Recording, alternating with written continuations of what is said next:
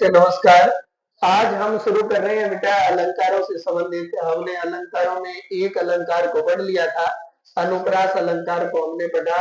अनुप्रास अलंकार के समस्त भेदों का वर्णन हमने लिख लिया है अपनी कॉपी में। आज हम दूसरे अलंकार पर बात कर रहे हैं। दूसरा अलंकार भी शब्द अलंकार है और शब्द अलंकार में दूसरा अलंकार है बेटा, उसका नाम है यमक अलंकार।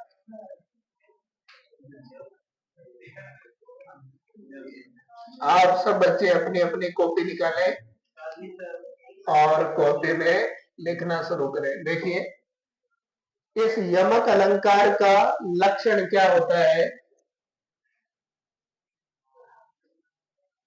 ये अगर लक्षण आपने ध्यान से पढ़ लिया तो परिभाषा अपने आप हो जाती है।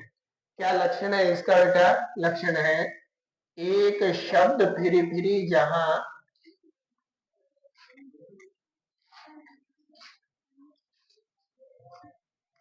एक शब्द फिरी फिरी जहां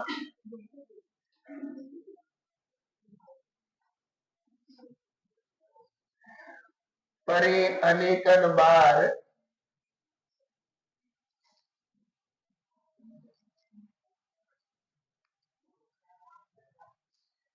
एक शब्द फिरी फिरी जहां परे अनेकन बार अर्थ और ही और हो,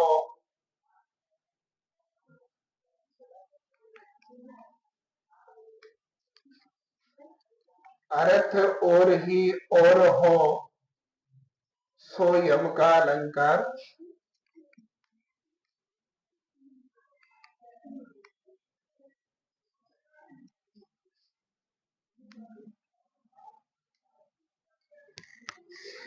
एक शब्द फिरी फिरी जहां परे अनेकन बार अर्थ और ही और हो, सो यम का अलंकार।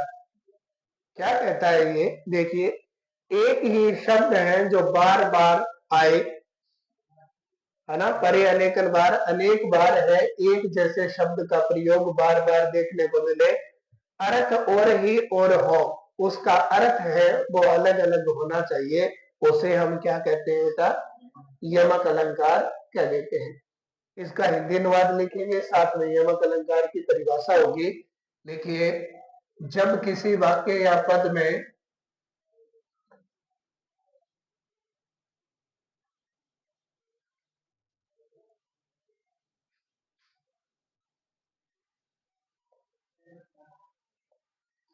जब किसी वाक्य या पद में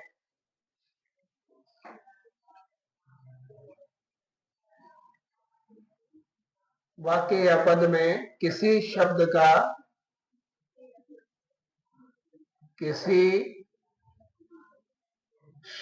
का दो या दो से अधिक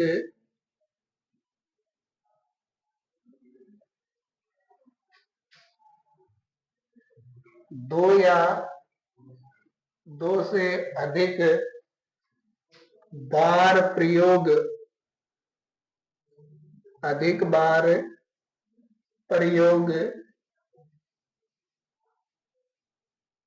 दिखाई देता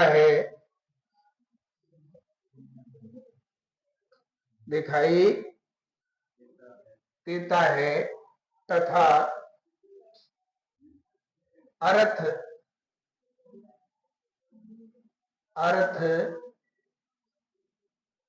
अलग अलग होता है,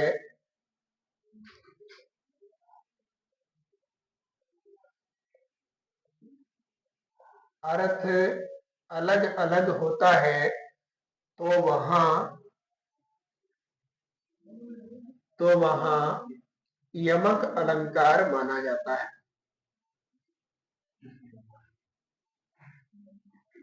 तो वहां यमक अलंकार माना जाता है।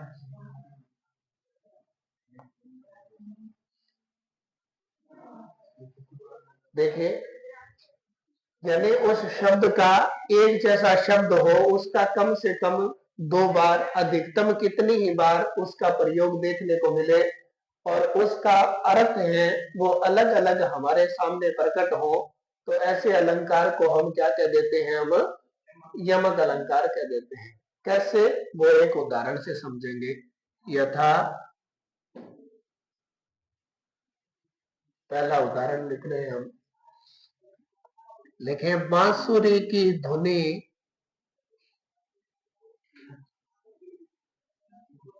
बांसुरी की धुनी कानी परे, बांसुरी की धुनी कानी परे, कुल कानी तजी हियो बाजती है। कुल कानी हियो तजी बाजती है।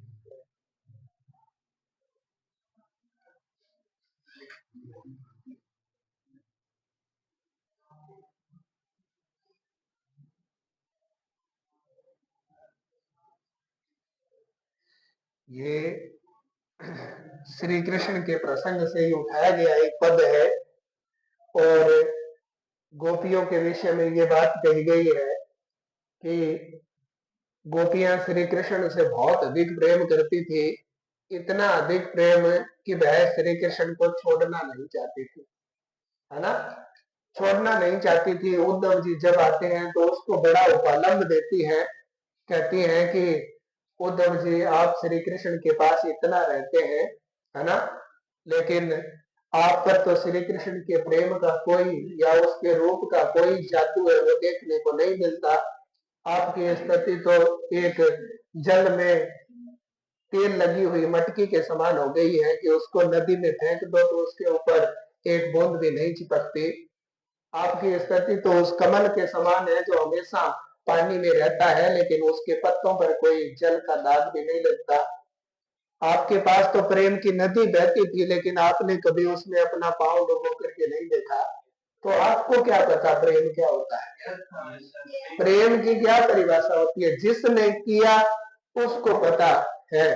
गणानंद ने किया था प्रेम, मोहम्मद शाह रंगीले के दरबार में रहता था और वहां एक सुजान नाम की वैश्य वर्ण की स्त्री रहती थी, नृत्य करने का काम करती थी, सुजान से बहुत अधिक प्रेम करते थे गणानंद जी। अब मोहम्मद शाह रंगीले के दरबार में रहते थे। एक दिन राजा का बड़ा मूड था, मोहम्मद शाह रंगीले ने कहा गणानंद जी से कि गणानंद जी कोई कविता वाचन कीजिए, तो गणानंद जी ने मना कर दिया, ना आज मूड को है, आज मेरा मूड अच्छा नहीं है इसलिए मैं नहीं सुना सकता। तो किसी ने मतलब जो गोरचा करना आदमी हो ना वो बहुत तकड़ो मायर हो गोरचा करने, है ना, क्योंकि दिन तो अच्छा क्या है बुरा क्या है, दिन तो उसका आंगड़ा नहीं, है ना।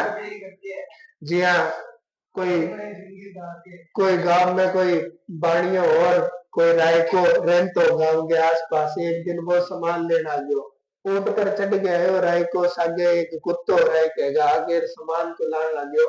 तो गर्मी का मौसम हो, गर्मी का मौसम हो तो एक कट्टे में गुड़ पड़ियो और वो पिंगल गयो, गुड़ पिंगल गयो, बिन ऊपर एक गोरचो पड़ियो, गोरचो पड़ियो तो बन वो गोरचो चक गए और फेंक दियो दाना वो सामान के सागे तुले वो। अब वो गोरचो जागे चिपक क्यों भेज गया दीवार के, सारे चिपक गया। अब चिपकते ही मक्खियों का भोजन गुड़, है ना, मक्खी उसके ऊपर भिन भिनाने लगी। अब हम मक्खिया ने देख गिर बैठे एक छिपकली बाप के शिकार खातर बा पानी बाजी। अब छिपकली ने देख गिर बिंगी पड़ेड़ी एक बिल्ली दुकान में दुकानदार की, बा बिल्ली भी छिपकली का नहीं बाजी। अरे बिल्ली ने देख गिर कुत्तो भी बिल्ली का नहीं बाजो। अब चारों ओर में दे देगी गेड़ा, दे देगी गेड़ा, गुड़ तो लहसुन में मिल गई, लहसुन तंबाकू मिल गई, है ना, चाय चीनी में मिल गई, है ना, गुड़ है वो, मतलब चारों ओर दुकान में दिख रहा पड़ा था। अब दुकानदार को बहुत गुस्सा आया, हने कुत्ते मार लिया, है ना, एक लठ पड़े चक गिर एक खेच कुत्ते मार दिया। अब कुत्ते के मारते ही राय के रीस आ गई, एक बड़े दुकानदार के मार दिया। अब वो बिंग मारे वो बिंग मारे, अब लड़ाई हुई तो ये ठाकुर बड़े कौन किंग मार लाग रही है, कई बार आप आया तो दीजिए, है ना। तो लड़ाई होगी तो पास जी का बाणिया वहां फोन करे राजा साहब ने कि राजा साहब हटे तो लड़ाई हो रही है बहुत तकड़ी। अब वहां फोन करे जो राजा साहब की पूरी 1600 आदमियों की सेना ले गए हो राजा साहब, तो बड़ा आपका कोई गिनिया चुनिया और बुला लिया। अब श्री बहुत तकड़ो युद्ध हो, 1600 आदमी मर गया एक गोरचे के चक्कर में, है ना। तो गोरचू करना बहुत वीरो हो गए, है ना। है हाँ, तो लड़ाई हुई था, लड़ाई हुई। हाँ, तो गणानंद जी ने कहा कि ना आज तो मूड नहीं है, आप गोरचो करना रहो आदमी वो बढ़िया क्यों, अगर सुजान के जरीन है तो फिर और उकड़ को नाम ही कौन ले। और सुजान को बुलाई गई, गणानंद जी के सामने किया, तो सुजान के वहां गणानंद जी हो जाओ शुरू। अब गणानंद जी ने इतने छंद सुनाए, इतने छंद सुनाए, राजा भाव विभोर हो गया और अपना तिरस्कार भी समझा भी मैं क्यों इन्हें जज कौन सुनायो, एरो बिना के इन्हें के सुनाने लाग रहे।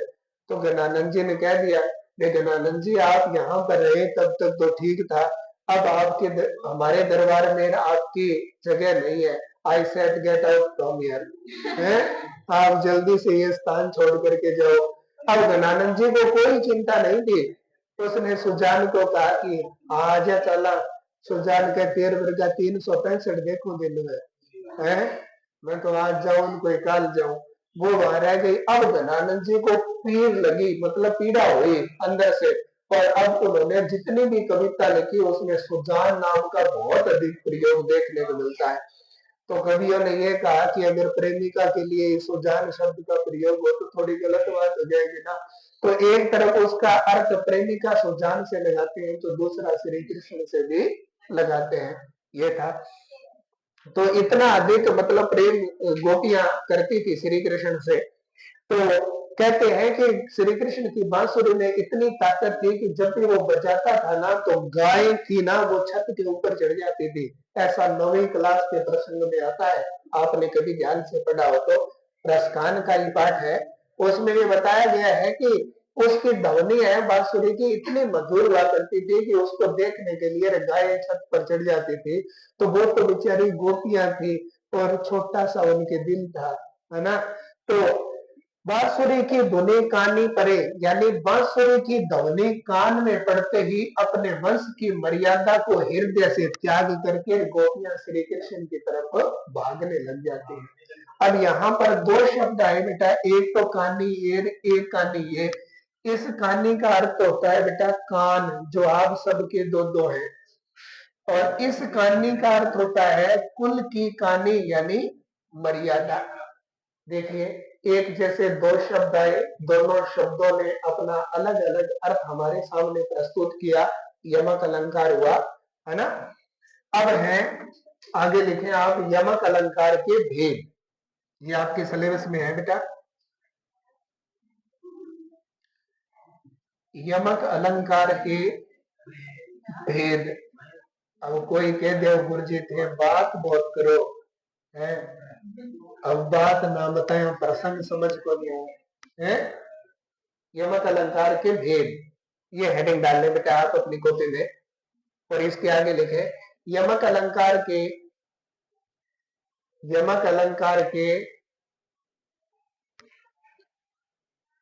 यमक अलंकार के प्रमुखतः दो भेद होते हैं, दो भेद होते हैं। कितने भेद होते हैं बेटा? दो भेद होते हैं। कौन कौन से दो भेद हैं? एक तो लिखे आप बेटा अभंग यमक अलंकार,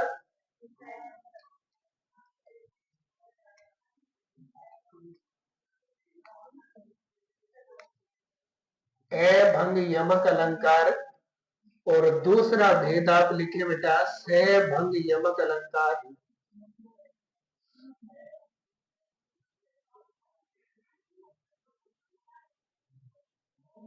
सभंग यमक अलंकार। देखिए ये दोनों जो शब्द है ना, ये अपनी अपनी परिभाषा अपने अनुसार देंगे। देखिए, एक का अर्थ होता है नहीन, भंग का अर्थ होता है उल्लंघन।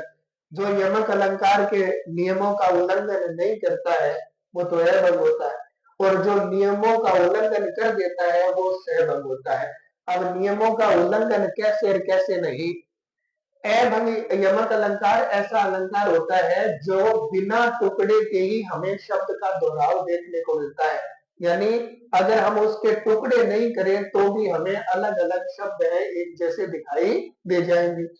और सहभंग का मतलब ये है कि ऐसे शब्द दिखाई नहीं देगा, हमें किसी न किसी शब्द के क्या करने पड़ेंगे, टुकड़े करने पड़ेंगे, तब हमें यमक अलंकार की प्राप्ति होगी। तो हेडिंग डालें आप, अभंग यमक अलंकार।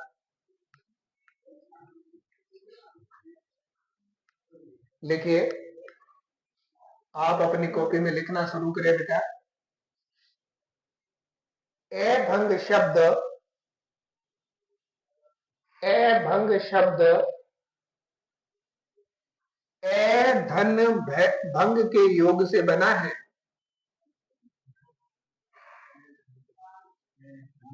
धन भंग के योग से बना है। यहां ए का अर्थ होता है,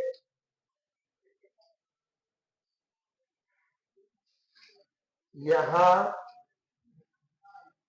ए का अर्थ होता है नहीं।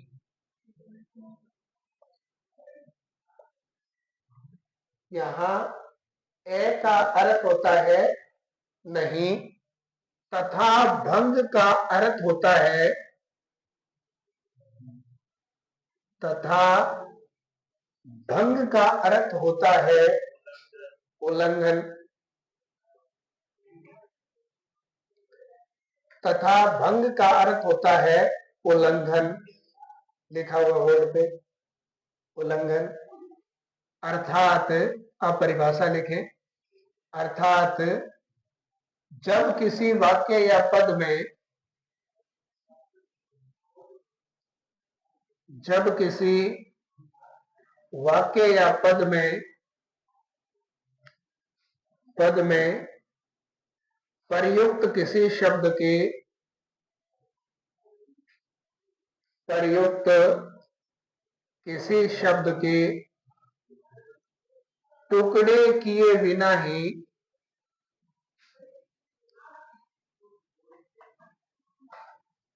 टुकड़े किए बिना ही, बिना ही दोहराव देखने को मिलता है,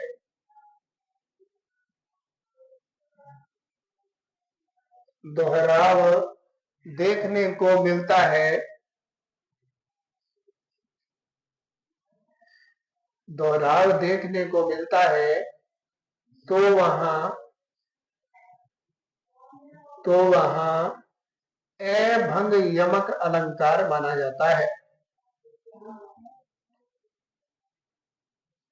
तो वहां अभंग यमक अलंकार माना जाता है।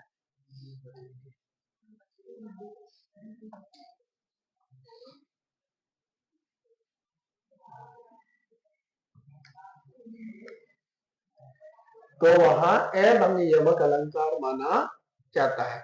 हमने शब्द शक्तियों में जितने भी यमक अलंकार के उदाहरण लिखे वो सब अभंग यमक अलंकार के उदाहरण हैं। समझ गए? अब हमने एक उदाहरण पहले लिखा, ये भी अभंग यमक अलंकार का ही उदाहरण है।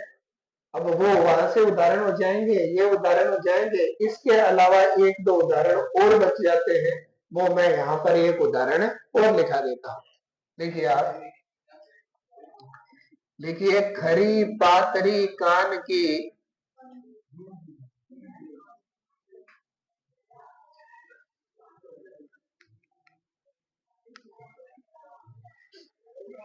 खरी पातरी कान की कौन बहाऊ बानी,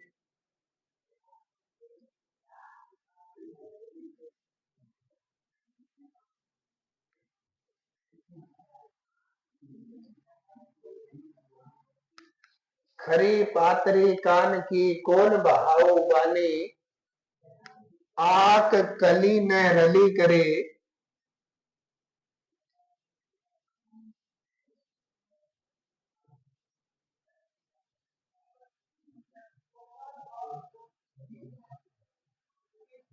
आक कली न रली करे, अली अली जिए जानी।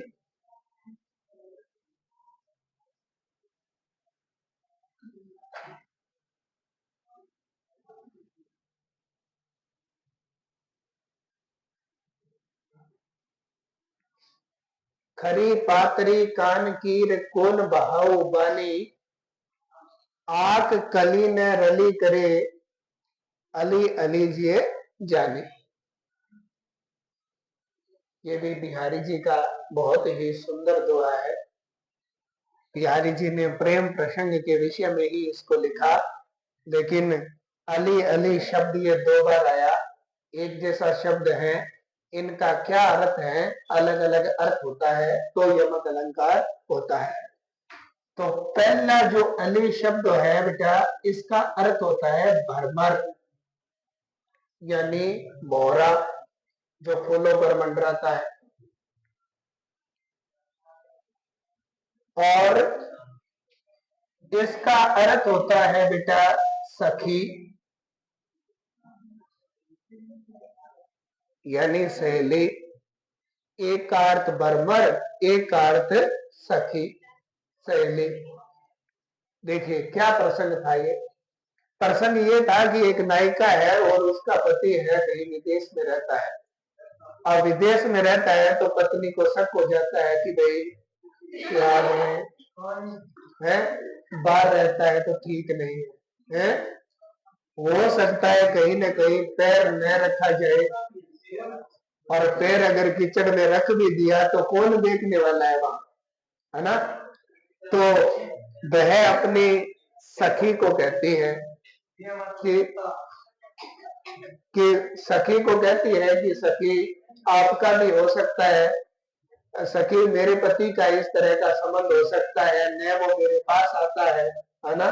तो क्या है प्रसंग, तो वो सखी उसको समझाती है। क्या कहती है सखी, अपनी सखी से कहती है खरी पातरी कान की, कि हे बहन तो कानों की बहुत कच्ची है। कौन बहावे बानी, तुझे कोई लगा बुझा करके बात कहने वाला है और तो उसकी बातों पर विश्वास कर लेती है, ऐसा कदापि नहीं होता, है ना।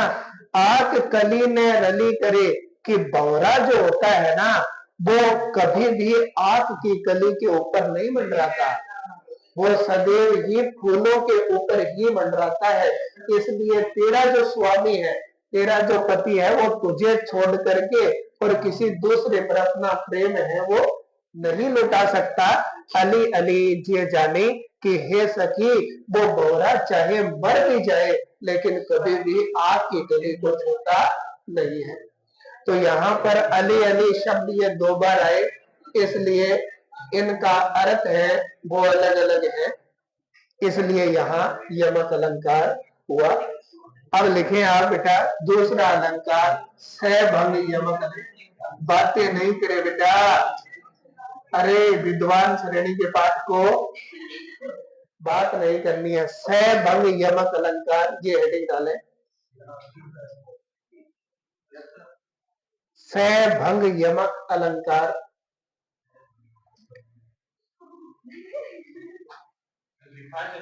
हाँ देखो, सहभंग शब्द, सहभंग शब्द सह धन भंग के योग से बना है। सहभंग शब्द सह धन भंग के योग से बना है। यहां सह का अर्थ होता है सहित, सहित यानी साथ। जैसे ये कहते हैं हमारे शादी आप सह परिवार पधारे, यानी परिवार के साथ। और भंग का अर्थ होता है उल्लंघन, तथा भंग का अर्थ होता है उल्लंघन, अर्थात जब किसी वाक्य या पद में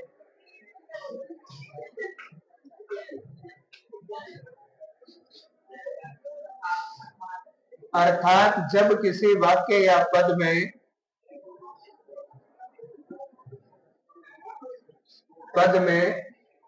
किसी शब्द के टुकड़े, किसी शब्द के टुकड़े किए जाने पर ही टुकड़े किए जाने